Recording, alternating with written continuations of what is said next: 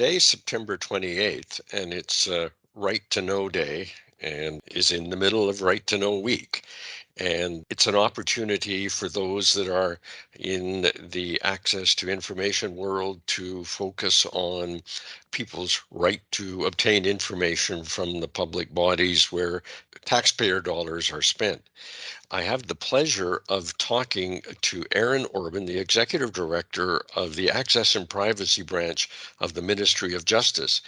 And he and his shop are responsible for the vast amount of processing of access to information requests for the Government of Saskatchewan.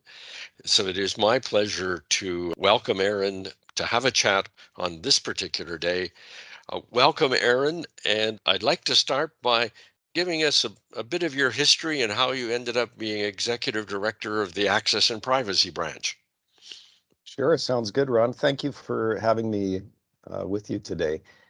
Yeah, so my history in terms of how I ended up in the world of access and privacy is a bit of a long and winding road. I've been with government for over 30 years. Started my career in the corrections field as a corrections worker out at the Regina Provincial Correctional Centre, and then worked within the ministry for a number of years, primarily with young offenders, till sort of the early 2000s, when I made a bit of a career leap and actually worked for a couple of years with your office as at that time we were called portfolio officers. So that's how I got my feet wet in the world of access and privacy as what are now your analysts at the Information and Privacy Commissioner's Office. From there, I worked at the Ministry of Health for about a year in their privacy and policy shop, and then made the leap back into independent offices with Ombudsman Saskatchewan, working there both on ombudsman files and on public interest disclosure work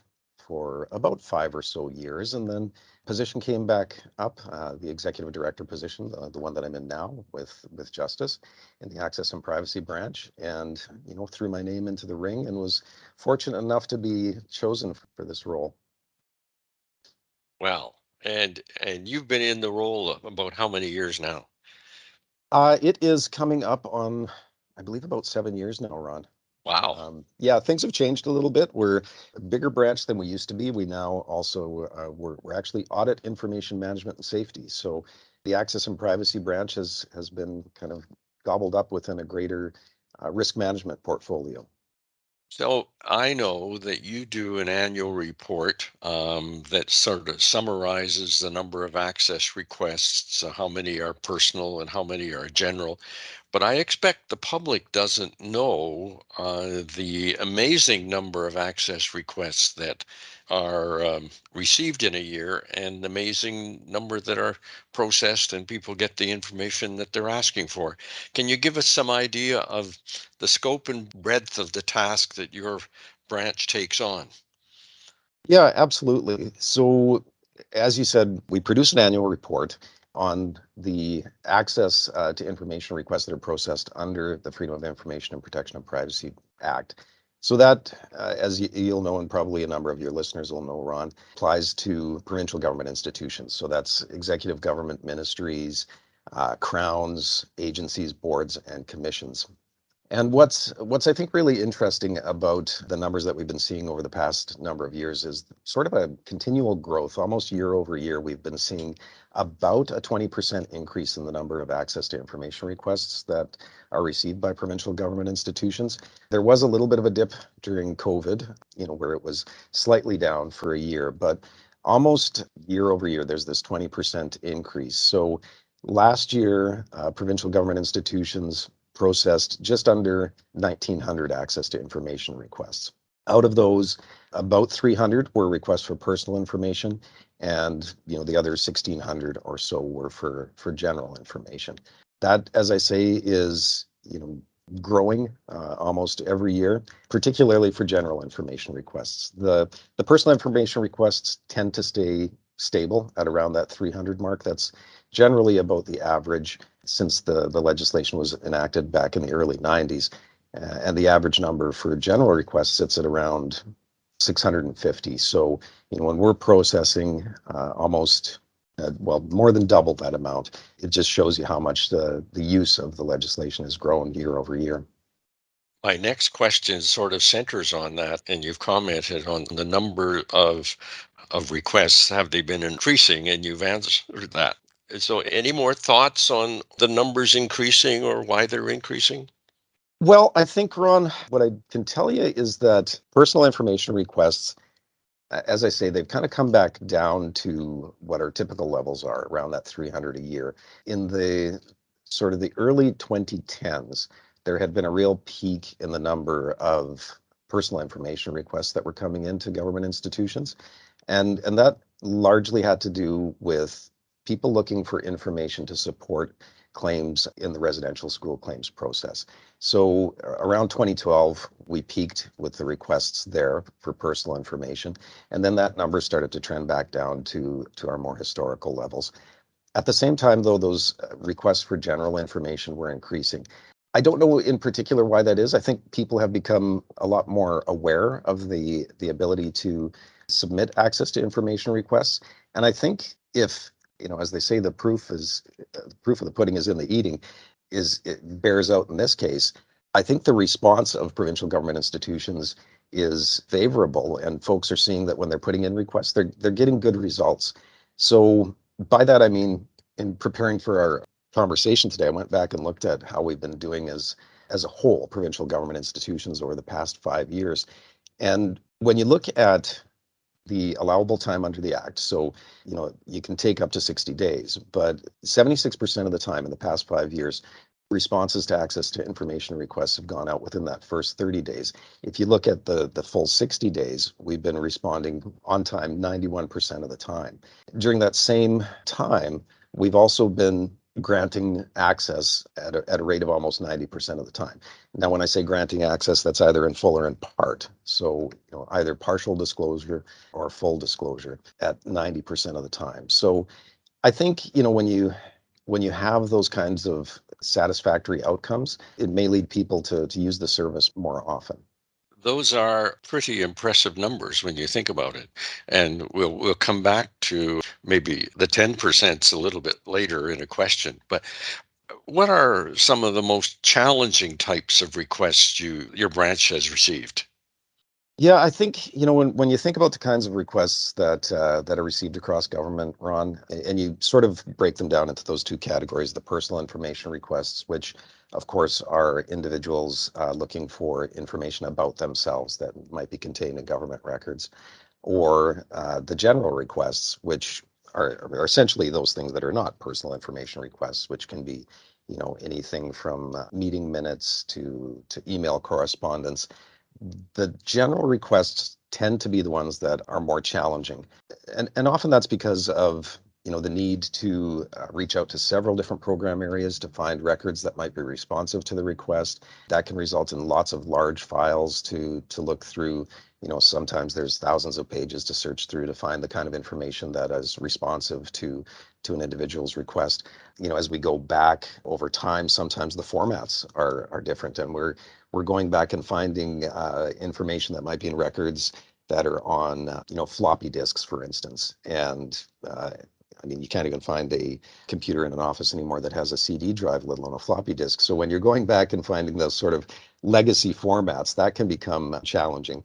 So those kinds of files often, result in those, a large volume of records, but then you also have that need then often to consult with lots of different program areas to make sure that you really understand the sensitivities around the records and that you're applying exemptions appropriately when you're doing that work. Another really challenging piece can be when you receive a lot of requests at once. So one of the things when you look across government, there's a few few ministries, I should say, that have dedicated access and privacy professionals, but there's a lot of ministries that don't. And the work of the access and privacy work in those ministries often falls to people as a sort of a side of the desk responsibility. And when those ministries have those occasions where they receive lots of requests at one time, that can be really challenging to meet that 30-day time period. I think those are the ones that tend to be the most challenging, Ron, is when you have that combination of, a large volume of records to go through, and perhaps you're getting hit by a lot of requests at the same time. But, when you look back at those numbers that I had just mentioned about response times, I think that just speaks to the dedication of access and privacy professionals in provincial government institutions. They do this work with, they're a very dedicated group, and they do this work very well. And hopefully, this is an opportunity that might improve your statistics. But when I read access requests, I can read one and say, "Oh, that'd be pretty easy to fulfill." And then I read another and say, "This will take a lot of hard work and therefore a lot of time." So, do you have any suggestions to citizens as they're doing their access requests, things that they can do to kind of ensure that they get what they want and that they probably get a speedier response? You hit the nail right on the head, Ron. There's some requests that come in, and as you say, they're pretty clear and straightforward. And then there's others where it's maybe not as clear what the applicant is looking for. In those circumstances, I think what the best thing that a person can do when they're submitting an access to information request is to try and make their request as clear and concise, just in terms of the language that they use. Be specific about the types of information that you're looking for. We, as access and privacy professionals, don't expect that the average citizen is going to necessarily know the exact name of the document. We don't expect them to describe the specific title of a document, but if they can give us a really good description of the kind of information that they're looking for in clear and concise language, then it really helps us to sort of narrow our focus in terms of where we search. And that's beneficial for everybody at the end of the day, because it gives a speedier response. If folks can be specific about dates, timelines, sometimes people will put in really broad requests because they think that by doing so, it's going to get them the information that they need. But if you really know what you're looking for within a certain range, then don't be afraid of limiting to that. We can always work with the applicant to, if they're not satisfied, to try and find something afterwards. And that's a really key point here, Ron, is just being prepared to work with the access and privacy professional. There is, of course, a duty to assist in the legislation. And again, I think our access and privacy professionals across government take that duty very seriously and are more than happy to reach out and work with applicants when things aren't clear and help them to understand the kind of records that we have, the kind of information that might be in them, to try and get them a better result at the end of the day. The only other thing that I would want to mention here, Ron, is just in terms of personal information requests. When folks are making personal information requests, they should expect that the access professional on the other end is going to take some steps to make sure that they are who they say they are. The flip side of access to information is protection of privacy. So just as we have a duty to assist, we have a duty to protect, and our access and privacy professionals take that duty really seriously. So citizens should expect, and we hope appreciate, that we're going to take some steps to confirm their identity before we provide them with any personal information. Now, when I read access requests in my head, I often sort of say, and why does the applicant want this information? And that is something that one of the principles we're really not supposed to focus on that. But on the other hand, knowing why can really be helpful in processing and getting to the records that are important. So, posing the question to you, are there things that citizens can say to you, either in the access request or the covering email or on the phone, that really will help them get what they're looking for more accurately and sooner? I don't know that there's anything that, you can say, use this specific language in every circumstance, because access requests are so very different, right? Each of them has to be looked at on its own merits. I'd go back to what I just said, Ron. I think it's really a matter of being as clear and concise about, dates and times and content, and that willingness to work with the access professional to try and find the information that an individual is looking for. That's one of the biggest things, is just that ability to, for an access professional, if they're not certain, or they're unclear about exactly what it is that an applicant's looking for, the ability to reach out to a person and have those conversations with them, I think, is probably the biggest thing that helps move the process along. I think it's more difficult to try and, be prescriptive and say, these are the things that you should say when you're writing an access request. because they are so different. To me, it's more important to be able to work together with an applicant to try and get them that result. So important for applicants to leave contact information on their access requests. Let us know what the best way to get in touch with you is, so that we can try to work together to get that result. So I think what I hear you saying, it's that communications back and forth after the access request is filed, just a little bit of verbal, either by email or by phone, and that just brings greater clarity to the situation. That number one is helpful for you, but helpful for the citizen because they're going to come closer to getting what they want. That's what I'm hearing you say. Yeah, I think you're bang on there, Ron. And not only does it help them sort of understand or hopefully get what they're looking for at the end of the day, but I think it also helps just understand the process a little bit more. The access to information process isn't something that, lots of people are familiar with. So when a person who perhaps hasn't used the system before to submit an access request puts one in for the first time, they may not know what to expect. So that communication back and forth can help them navigate the process as well, and understand sort of what to expect as it goes along. Mhm. So you cited that impressive statistic of 90% people get what they want or partially what they want. And I don't know if this is a different number, but my question was how many times in a year do you find that citizens aren't happy with what you've given them? And I suppose in some instances that means they appeal to our office. But starting with that 90%, you're in my office are not communicating all that often when you really think about it. Yeah, I was really impressed with that statistic when I started digging back into the numbers, Ron. And when you ask about how many times citizens aren't happy with what they receive, I think probably the best way to measure that is to look at how many times people do come to your office. So whenever an access request goes out, part of what goes out in the response to an applicant in the letter that says, here's the records that you asked for, we've applied certain exemptions, or here they are in full. We always tell them about their right to appeal to your office. So folks are aware that they have the ability to come to your office. So as I was thinking about this, I looked at the number of times that the number of reviews of access to information decisions that your office has conducted over the past few years. So last year, I looked at your annual report, and your office conducted 129 reviews. So we, as in provincial government institutions, processed just under 1,900 requests. So that the number was 1,891. So that means that like 93% of the times applicants were satisfied with their outcome to the degree that they didn't appeal to your office.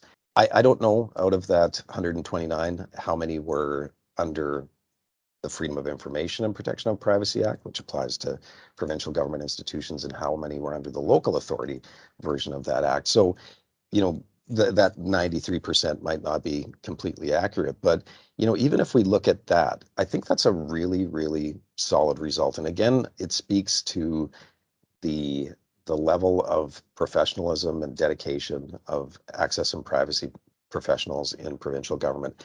I'm really, really proud of the work that they do and want to thank them, especially, when we're celebrating Right to Know. I think it's important to just, say thank you to all the access privacy professionals, and appreciate the work that they do, because it's often a difficult role, and it doesn't necessarily receive the positive attention that it should. Well, Aaron, thank you very much for doing this today on Right to Know Day. And thank you for those very positive statistics. And even though you and I have an important job to do, I actually hope that we don't have very many files together in the future, and also enjoy our other communications when we're talking about other issues other than access reviews. So thanks for taking the time today, and thank you to all your staff for all the good work that they do. Thank you very much for having me, Ron. It was a pleasure, and I know that there's a lot of respect for the work that your office does too. So thank you for the important work that you and your staff do.